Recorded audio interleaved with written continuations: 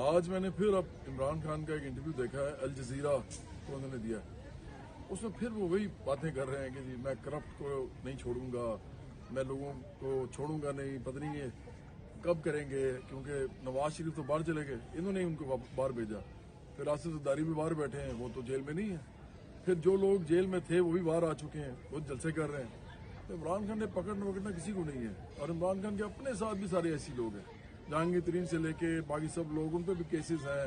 یہ کس چیز کو بچائیں گے؟ یہ حکمران طبقے کا حصہ ہے. اگر پکڑنا ہے نا عمران خان آپ نے, تو ان بچوں کو پکڑیں.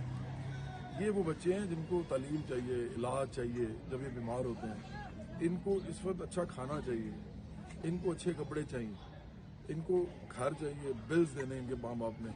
یہ ان کی زندگی کو اوپر اٹھائیں. آپ کے بچے تو باہر بیٹھے ہوئے ہیں, کھربپتی بچے ہیں, آپ یہاں پہ بیٹھے ہوئے ہیں اپنے محل میں بنی گالا کے. 3 گھر آپ جو ہے وہ چلا رہے ہیں اور کہتے ہیں جی کہ مجھے میرا گزارا نہیں ہوتا, 2 لاکھ روپے ہم سے لیتے ہیں آپ. اور ان بچوں کا آپ کو کوئی خیال نہیں ہے. اور جب بھی آپ ٹی وی پہ آتے ہیں آپ باتیں کرتے ہیں کرپشن کی, اور آپ باتیں کرتے ہیں کہ جی میں نے ان کو چھوڑنا نہیں ہے. اور بھائی آپ نے ان سب کو چھوڑ دیا ہے. آپ نے ان کو بھی چھوڑ دیا ہے جن کو پکڑنا تھا, وہ جیلوں سے باہر ہیں. کسی کو آپ نہیں لے کے آئے جیل میں, اور نہ ہی ان کا پیسہ واپس آیا. اور جن کو یہ پکڑنا تھا, جن کی زندگی آپ نے بہتر کرنی تھی, ان کو بھی آپ نے نہیں پکڑا. تو کوئی خیال کریں. کب تک آپ یہ ڈرامے بازی کرتے رہیں گے؟ کب تک آپ لوگوں کو دھوکہ دیتے رہیں گے انٹرویوز دے کے؟ کب تک آپ وزیر اعظم رہیں گے؟ میں بتاتا ہوں آپ کو. دیکھیں آپ لوگ نا تھوڑا سمجھیں اس بات کو کہ میرا تجزیہ کیا ہے جہانگیر ترین والا جو تماشا ہو رہا ہے سارا اس کے اوپر. دیکھیں عمران خان جو نا ایک نہایت مکار مجرم جو ہوتا ہے نا, یہ اس کی طرح سوچتا ہے.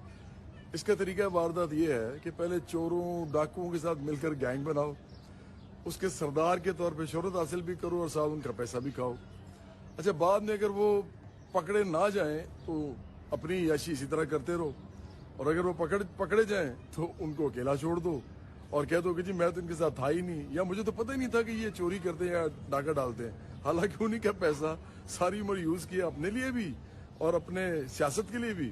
اور بس اس کے بعد جو ہے وہ جب کام نکل گیا, کوئی کام کا نہ رہا, ان کو یوز اسی طرح کر لیا, استعمال کر لیا, تو ان کو فارغ کر دیا.